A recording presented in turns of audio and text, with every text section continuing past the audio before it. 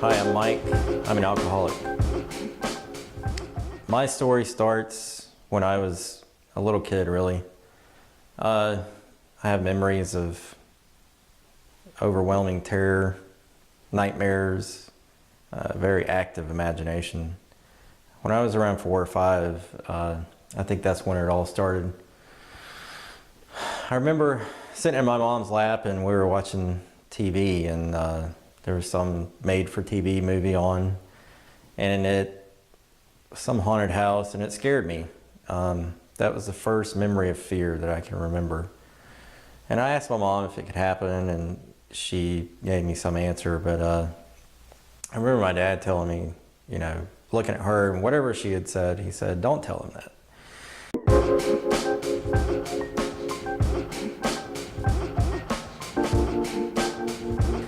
And ever since then, I started having, or around that time, I started having nightmares. I started imagining things were going to get me. I was worried about my safety, the safety of my family, scared of these imaginary things. And I grew up like that, worrying about stuff like that. And it eventually turned into medical anxiety. I would worry about something that I had read in an encyclopedia. I'd worry about mental illness, being scared of having schizophrenia. Just anything that popped into my head, I would find a way to worry about it. So I went through my early childhood like that. My mom had experience in that same sort of anxiety, constant worrying. So she would give me some mental defenses to help with that. That was my first introduction to meditation, to muscle relaxation, some coping mechanisms, but they never really helped a whole lot. I just assumed that I was going to have to live the rest of my life with this type of anxiety. I would have thoughts about suicide and extreme boredom, just never really feeling like I was going to be happy. So by the time I was a teenager, when I was around 18, I had my first drink. The first time that I drank, it was only one drink, so it really didn't do a whole lot. But the first time that I got drunk was with a friend of mine, and we had decided that we were going to use alcohol to be able to talk to girls. Because both of us were socially awkward. We didn't feel like we fit in. We had a really hard time talking to any girls. And so my friend had a girl that he liked, and I came up with the bright idea that we should hold a party at his house when his parents were out of town. So that's what we did, and that was my first experience with drinking. And that night, I realized that if I drank, I could be really funny, really popular, really attractive, really just about anything that I wanted to be, because all of that anxiety and that fear went away.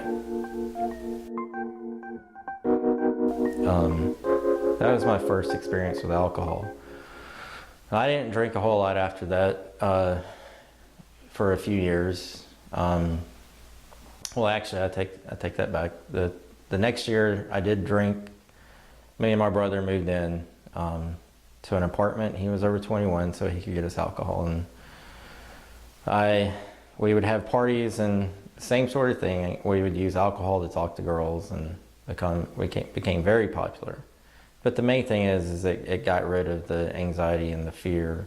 I didn't have to feel invalidated, hopeless anymore. And most of my 20s were like that. I used alcohol to help calm me down, to help me cope with life, to help life make sense.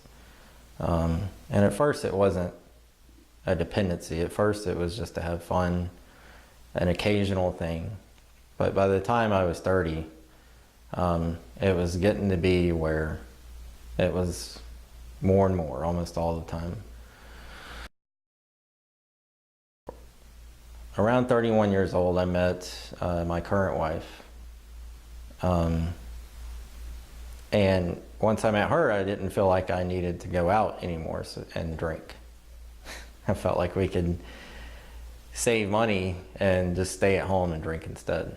So that's what we would do. And then, so for the next several years, we became less and less socially available, and I would just stay home and drink and go to work, and that was about it. So it progressed and progressed till I was drinking every night, and I didn't realize anything about addiction. I didn't know very much about it. I didn't know much about alcoholism or any solutions to it. I just knew that I needed, at this point in my life, to drink for life to make sense. I was back to worrying again. I was back to stressing about everything. I thought that there was no afterlife, there was no point to life, that drinking was the only thing that helped me get through it.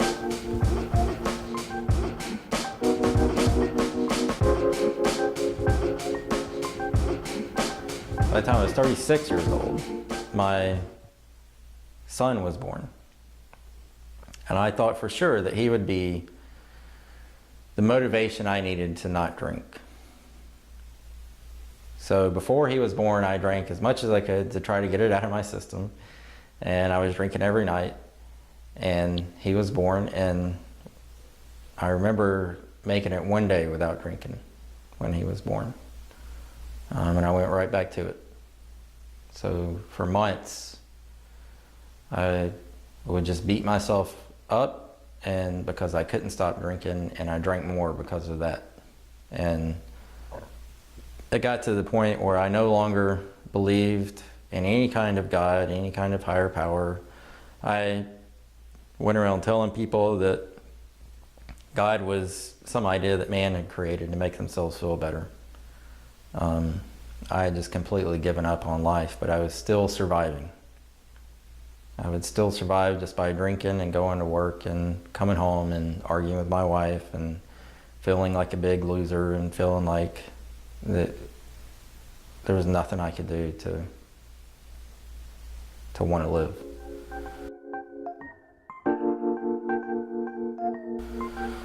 So it finally got to the point that I was begging my wife to get me help.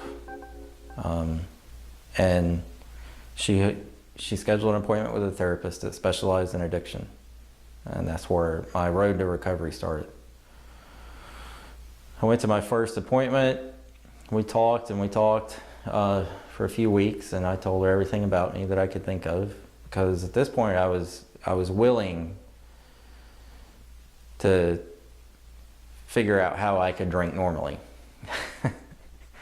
Not stop drinking, I just wanted to get back to drinking normally. And that's all I wanted. I didn't care about anything else. I assumed that I still needed to drink for life to make any sense. So we worked on a plan where I just cut back. I drank one less drink a day for several weeks at a time. And once I got that under control, or felt like I got that under control, then we would cut back one more drink. And so we did that for almost a year.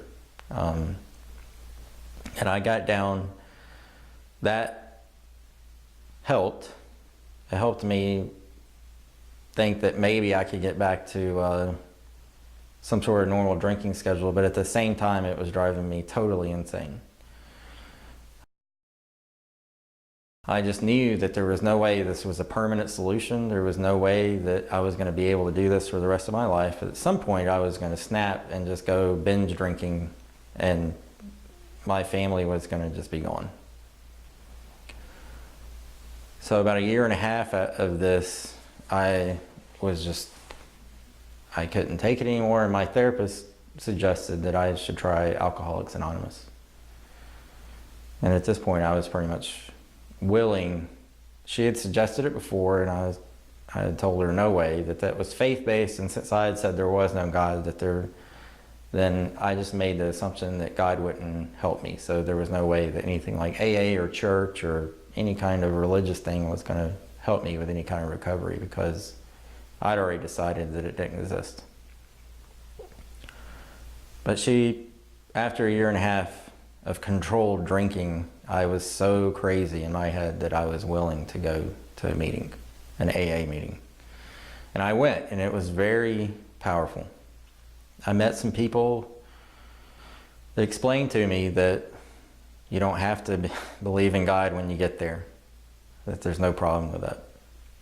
That just be willing to believe that there might be something else besides my own willpower.